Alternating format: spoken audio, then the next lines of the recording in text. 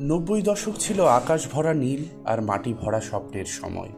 লাটিমের ঘূর্ণনে যেমন মাথা ঘুরত, তেমনি ঘুরত আমাদের ছোট ছোট আশা।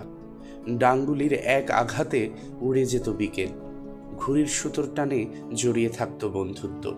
স্কুল পালিয়ে মাঠ দৌড়, পুকুরের জলে ঝাঁপ। মা বকতেন, তবুও সেই বকুনিতেও ছিল মায়া। শুক্রবার মানেই বিটিভির সামনে নিঃশ্বাস আটকে বসা।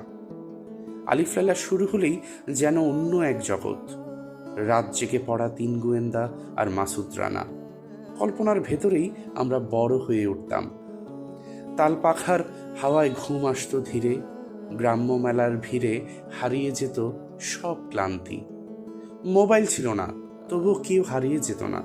আড্ডা ছিল মুখোমুখি, আর ভালোবাসা ছিল সরল, নির্ভেজাল। আজ সব আছে, শুধু সেই দিনগুলো নেই।